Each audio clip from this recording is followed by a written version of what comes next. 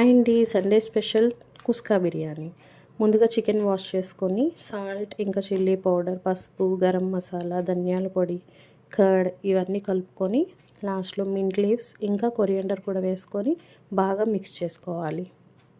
ఇదంతా బాగా కలిసేదాకా కలుపుకొని పక్కన పెట్టుకొని ఒక ప్యాన్లో నెయ్యి వేసుకొని వేడెక్కిన తర్వాత ఇందులో చూపించిన మసాలా దినుసులన్నిటిని వేసుకొని ఒకసారి వేయించుకోవాలి. తర్వాత ఆనియన్స్, చిల్లీస్, గార్లిక్, జింజర్ వేసుకొని బాగా ఫ్రై చేసుకోవాలి. తర్వాత టమాటో ముక్కల్ని వేసుకొని ఇంకా పుదీనా, కొత్తిమీరను కూడా వేసుకొని ఒకసారి మంచిగా వేయించుకోవాలి. అన్నీ బాగా వేగిపోయిన తర్వాత బిర్యానీ ఎందులో చేయాలనుకుంటున్నామో ఆ గిన్నె తీసుకొని ఆయిల్ని వేసుకొని ఇందాక మ్యారినేట్ చేసి పెట్టుకున్న చికెన్ని అందులో వేసుకొని బాగా ఒకసారి మిక్స్ చేసుకోవాలి ఆయిల్ని. తర్వాత ఇదంతా బాగా ఉడికిపోయేదాకా మూత పెట్టి ఉడికించుకొని రైస్ నానబెట్టుకోవాలి. నానబెట్టుకున్న రైస్ని పక్కకు పెట్టుకోవాలి. ఈలోపు మళ్ళీ ఒకసారి చికెన్ని మిక్స్ చేసుకొని మళ్ళీ మూత పెట్టుకోవాలి.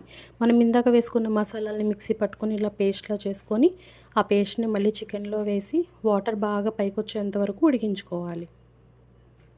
బాగా ఉడికి దగ్గర పడ్డాక ఒక గ్లాస్కి 2 గ్లాసెస్ ఆఫ్ వాటర్ వేసుకొని రైస్కి సరిపడా ఉప్పు వేసుకొని ఒకసారి మిక్స్ చేసుకొని ఇది ఉడుకు పట్టేంత వరకు కూడా ఒకసారి మూత పెట్టుకొని మరిగించుకొని ఇప్పుడు రైస్ని వేసుకోవాలి. అందులో రైస్ అంతా వేసుకున్న తర్వాత ఒకసారి గరిటెతోటి మిక్స్ చేసుకోండి. మళ్ళీ దీన్ని మూత పెట్టుకోవాలి. మూత ఉంచిన తర్వాత కొంచెం వాటర్ ఉన్నదనగా దాన్ని కొంచెం మళ్ళీ మగ్గే వరకు సిమ్లో పెట్టుకొని దాన్ని ఒకసారి మళ్ళీ మిక్స్ చేసుకోవాలి. మిక్స్ చేసుకున్న తర్వాత దీనిపైన కొత్తిమీరతోటి ఒకసారి గార్నిష్ చేసుకోవాలి. ప్లేట్లోకి సర్వ్ చేసుకోండి. ఆనియన్స్ తోటి, పెరుగు చట్నీతోటి తింటే ఇంకా టేస్టీగా ఉంటుంది. ఇది చాలా ఈజీ ప్రాసెస్. మనం కుక్కర్లో కూడా చేసుకోవచ్చు. బాస్మతి రైస్ అయితే కనుక ఒకటికి 1 గ్లాసే వేయాలి.